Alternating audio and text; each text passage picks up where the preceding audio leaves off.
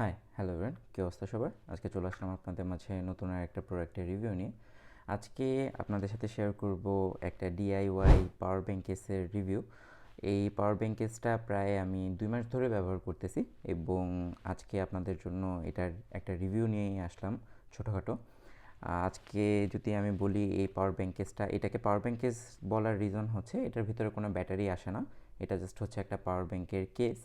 আপনারা পরবর্তীতে এটার ভিতরে 18650 মডেলের যে ব্যাটারিগুলো পাওয়া যায়, আমি যদি একটু দেখানোর ট্রাই করি, এই যে এইগুলোকে 18650 ব্যাটারি বলে। এগুলো আপনারা যদি পুরনো ল্যাপটপ যে ব্যাটারিগুলো থাকে সেগুলো যদি ব্রেক করেন ওগুলো থেকে পাবেন, অথবা হচ্ছে 18650 নতুনগুলোও কিনতে পাওয়া যায়।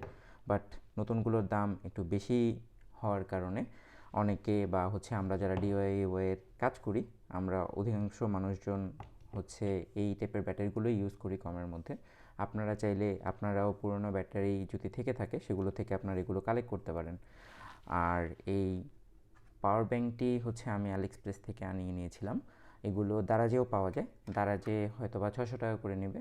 আমি আলিএক্সপ্রেসের যখন ক্যাম্পেইন চলতেছিল তখন নিয়েছিলাম। তো তখন আমার এটার জন্য পে করা লাগছিল প্রায় 384 টাকার মতো।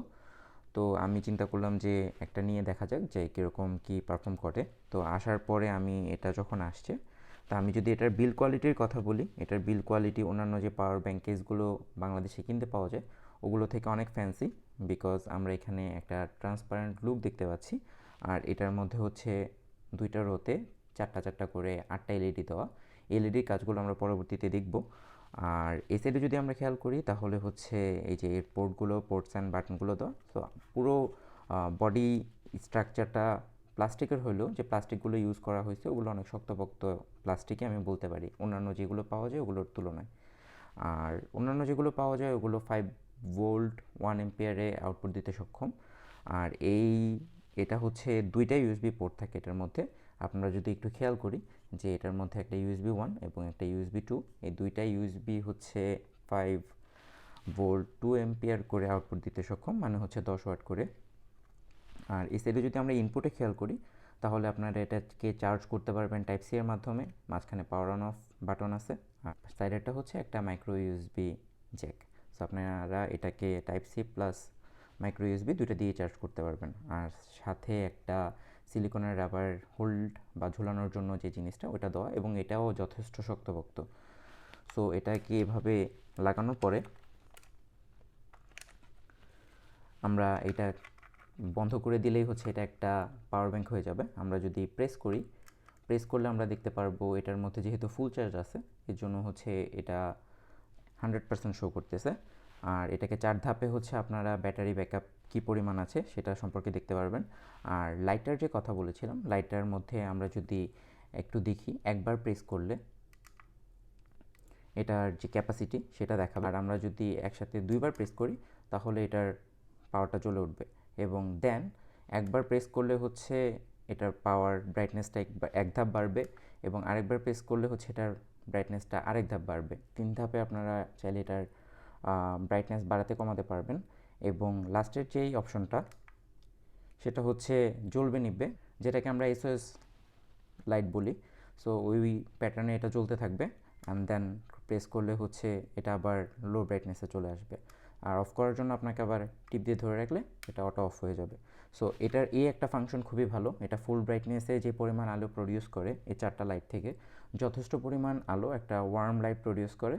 সো আপনারা যদি ভালো ক্যাপাসিটির কোনো পাওয়ার ব্যাংক বানাতে চান আপনাদের নিজস্ব ইচ্ছা মতো, আমি যেমন এখানে হচ্ছে 3টাই 1000 mAh করে ব্যবহার করছি। আপনারা চাইলে এটাতে আপনারা 2000 করে এমএএইচ ব্যবহার করলে এটাতে 6000 mAh পাচ্ছেন, বা 3000 করে ব্যবহার করলে হচ্ছে 9000 mAh পর্যন্ত পাচ্ছেন। আর এটাতে আপনারা ম্যাক্সিমাম এই বোর্ডটার সাথে হচ্ছে 10,000 mAh বা হচ্ছে 10,000 ক্যাপাসিটি পর্যন্ত 100 মানে ম্যাক্সিমাম লোড দিতে পারবেন। এর উপরে এটা সাপোর্ট করবে না। সো এটা হচ্ছে 10,000 mAh সাপোর্ট করার মতো একটা বোর্ড দিয়ে বানানো। সো এটা আমি ব্যবহার করার পরে যে আউটপুট পাইলাম, এটা আমি অ্যাকচুয়ালি ব্যবহার করি হচ্ছে আমার রাউটারের জন্য। রাউটারের মধ্যে আমি হচ্ছে একটা ইউএসবি বুস্টার ইউজ করি আর এটাকে ব্যাকআপ হিসেবে ব্যবহার করি। সো আমি রাউটার ব্যবহার করার পরে এটা থেকে আমি যদি চিন্তা করি যে 3000 mAh থেকে আমার রাউটারে আমি এটাকে থেকে কতক্ষণ ব্যাকআপ পাইছি, তাহলে আমার রাউটার আমি বলবো যে প্রায় 2 ঘন্টা 2.5 ঘন্টার মতো ব্যাকআপ আমি এটা থেকে পাইছি, যেহেতু এটা 12 ভোল্টে চলে তখন। আর এটার যেই ইনপুট পোর্ট, এটার মধ্যে যদি আমরা একটু চার্জ দিয়ে আপনাদেরকে দেখানো ট্রাই করি। আমরা যদি এটাকে চার্জ দিই টাইপ সি এর মাধ্যমে, তাহলে এটা হচ্ছে যে এরকম শো করবে। যদি ফুল চার্জের কাছাকাছি থাকে তাহলে হচ্ছে যে এইভাবে 100টা ব্লিঙ্ক করতে থাকবে, যতটুকু একদম ফাঁকা আছে ওই ফাঁকাটুকু পূরণ করার জন্য, এবং যখন ফুল হয়ে যাবে তখন জাস্ট 100 ব্লিঙ্ক করে থাকবে। তো এটাই ছিল হচ্ছে ইনপুটের। আর আমরা যদি এটার আউটপুটের কথা বলি, আউটপুট থেকে আমি এটা থেকে 10 ওয়াট চেক করছিলাম, যে আমি চেক করার পরে এটা থেকে একদম ম্যাক্সিমাম 10 ওয়াট বলা আছে, 10 ওয়াটই পাইছি। দুইটাই হচ্ছে দুইটা ইউএসবি থেকে আপনারা হচ্ছে 5 ভোল্ট ও 2 অ্যাম্পিয়ার করে পাবেন।